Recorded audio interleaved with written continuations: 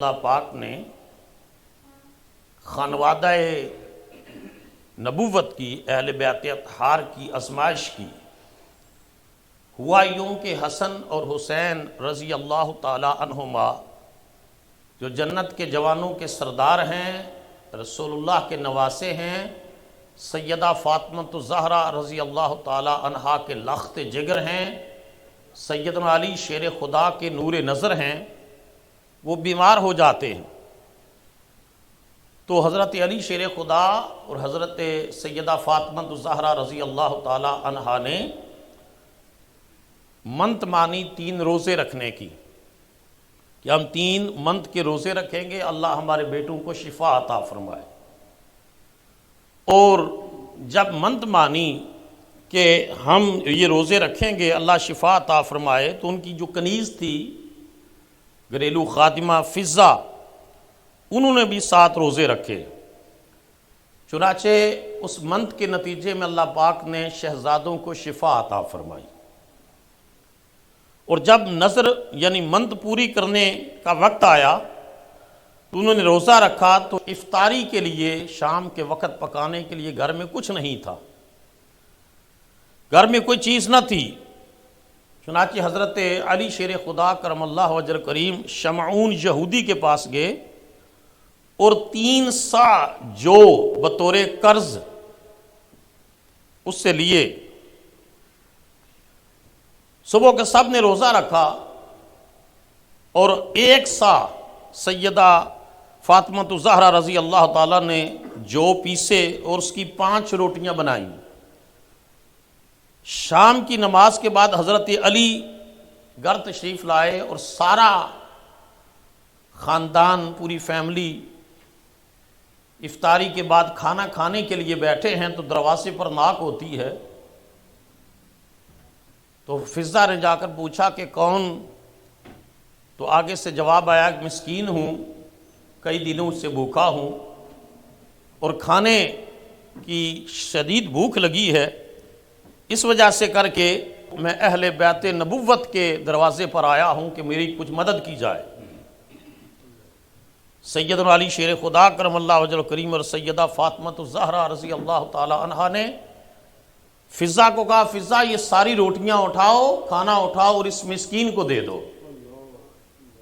انہوں نے اس مسکین کو دے دیے اور خود پانی سے جو ہے وہ پیٹ بھرا اور سو گئے۔ دوسرے دن پھر روزہ رکھا، جو دوسرا سا جو کا تھا وہ پیسا اور پھر روٹیاں بنائیں، اور پھر جب افطاری کا وقت آیا ساری فیملی کھانا کھانے کے لیے بیٹھی، تو پھر دروازے کے اوپر ناک ہوئی۔ تو جا کر حضرت فضہ نے پوچھا کہ کون ہے؟ تو جواب آیا، میں یتیم ہوں اور بڑے دنوں سے بھوکا ہوں اور سخت ضرورت ہے کھانے کی۔ یہ دوسرا دن تھا منت کا روزہ پورا کرنے کا۔ کہا فضہ کو یہ ساری روٹیاں اور کھانا اٹھاؤ اور اٹھا کر اس یتیم کو دے آؤ۔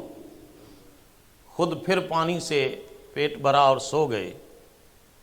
تیسرے دن پھر روزہ رکھا، منت کا تیسرا روزہ تھا، اور تیسرا سا جو وہ اس کی روٹیاں بنائیں۔ جو ہی کھانا کھانے کا افطار کے بعد مغرب کی نماز پڑھی، اس کے بعد کھانا کھانے کے لیے ساری فیملی بیٹھتی ہے، پھر دروازے پر دستک ہوتی ہے۔ پوچھا کون؟ کہا قیدی ہوں اور قید سے رہا ہو کر آیا ہوں اور سخت بھوک لگی ہے۔ تو کہا کہ فضہ اٹھاؤ یہ روٹیاں اور کھانا اس قیدی کو دے آؤ۔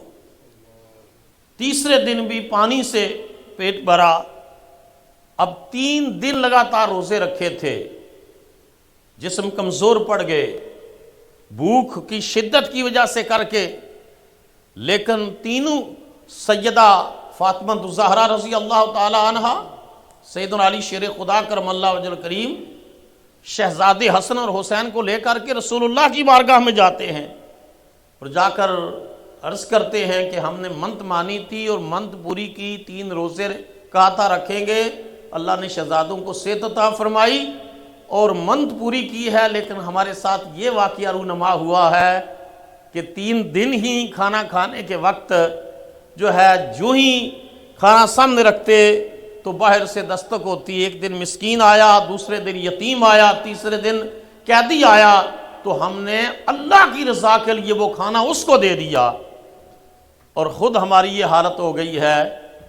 اور یہ یہودی سے قرض لے کر آئے تھے سیدنا علی شیر خدا کرم اللہ وجہ کریم، تو اس وقت جبرائیل امین سورہ دہر کی یہ آیات لے کر نازل ہوئے کہ اے نبی، ان اپنے گھر والوں یعنی اپنی فیملی، اپنی شہزادی اور اپنے غلام علی اور مرتضیٰ کو خوشخبری دے دو، 3 دن مسکین، یتیم اور قیدی بن کر آنے والا کوئی اور نہیں تھا، میں جبرائیل امین تھا، جو ان کی آزمائش کے لیے آیا تھا کہ یہ اللہ کے نام پر کچھ دیتے ہیں کہ نہیں دیتے۔ اللہ نے پھر ان کو انعام یہ دیا کہ ان کی شان میں قرآن کی آیتیں نازل فرما دی۔